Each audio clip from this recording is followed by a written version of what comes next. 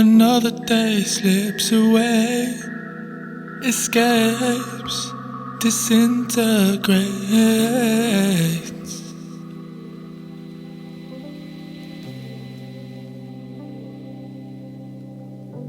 You would have thought by now I would have somehow escaped this house and ventured out, but I wanted to stay.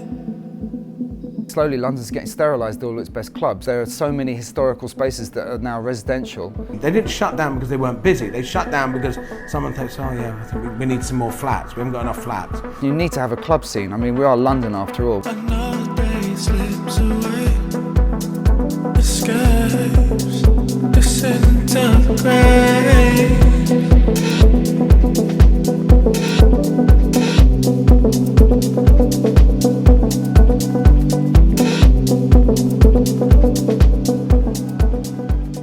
Oh, look at that, will you? See where that big orange crane is? That used to be the Astoria. 3,000 people dancing every Friday and Saturday. Where that big grey thing in the middle is, just in front of that, used to be the entrance to the milk bar. Oh, don't, I'm going to start crying. And then if you come forward from there and down to the front of it where the blue panel is, that used to be the Velvet Underground. I can remember standing there with people who, looking down from up here, watching the bulldozers, you know, they're all blind up there, seeing clubs that meant so much to so many people being smashed down. There's got to be about at least 50 or 60 businesses that went. But it was always going to happen. There was nothing that we didn't know about. You know, even 20 years ago they were talking about doing it, and it's finally happened. It's life, boy. When I had a meeting and they said the end was closing down, I think one of the worst days of my life. It's just like I feel so sad because I had so much passion for the club. It ended, well, basically because of what London had been going through. What happened was 3 years before we closed, the property got taken over by a new owner who was a property developer. And that property developer had been harassing us for 3 years to get out. Well, we had a 25-year lease and we was like, you know what, we're the best club in the world, we're not going anywhere, sorry, we're here to stay. And it got to a point in July 2008, the property developer came to us again after many times and said, will you guys close in January? In January you're going to have 8 years left on your 25-year lease. We're not going to renew that in 8 years' time. We'll give you 8 years profit at your best year now to get out. For me that was a no-brainer. I'd given all my family percentages of the club. I'm from a very poor family, so for them to get a piece of money and clear their debts and, you know, have a bit of money to spend was a brilliant thing.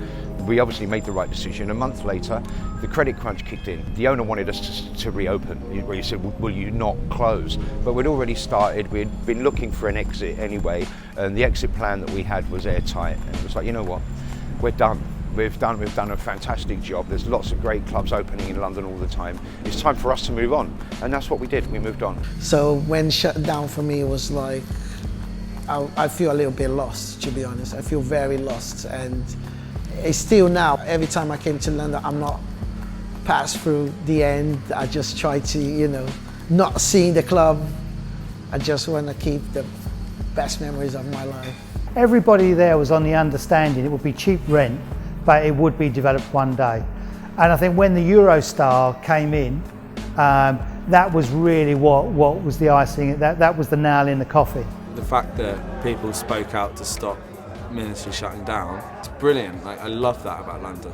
The people who saved Ministry need to be applauded because they've kept one of the most important clubs in the music scene. Whether you love it or hate it, Ministry has been a massive, massive influence in the club scene, in the music scene. It's almost like a church now. You can't take things like this off the map. It needed to stay there, and I think it's a shame that we haven't had other battles to save other clubs that have disappeared in the past.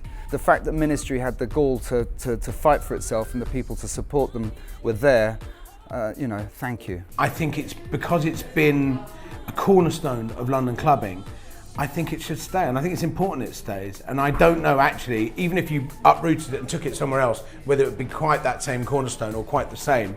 I think it's critical to have clubs everywhere. The problem is residential. It's just going to naturally happen that clubs are going to be forced out, sort of the second zone, as it were, on the tube map. The problem is that there are even more resis out there, so there will come a critical point where clubs will probably have to go to the top of skyscrapers or underneath them. To be honest with you, the West End's dead. Soho and this area is known for its nightlife. They actually don't want it. You know, there's loads of residents in Soho, which you'd never believe. There's like strong residents and all that, you know. It's like the hand that's fed them, they're now biting off. You know, they don't want clubs in the West End. They don't. They're happy with just the tourists. And that'll be the same in Shoreditch, you know.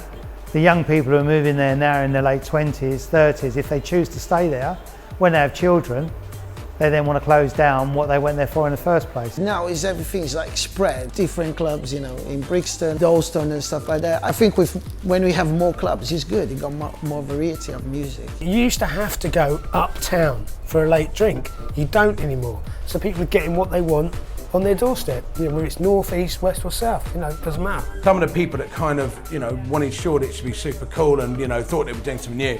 And I think they're a bit peed off now that people are coming in and going, and they've actually moved out. They were going even further out. Everyone's really thinking outside the box a little bit. There's, you know, little parties going on in, you know, disused toilets under the ground. There's parties going on at the top of office blocks. There's parties, you know, there are parties everywhere. And I think that's what was so special about that whole East revival. There's still new clubs springing up and new things happening, and temporary warehouse spaces that have 10 licenses. So there's a lot going on in London. There always will be a lot going on in London. And, you know, the redevelopment will continue. London will continue to reinvent itself, and there will be more new clubs on the way.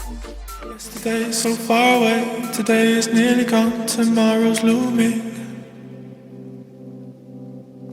Yesterday is so far away, today is nearly gone, tomorrow's looming.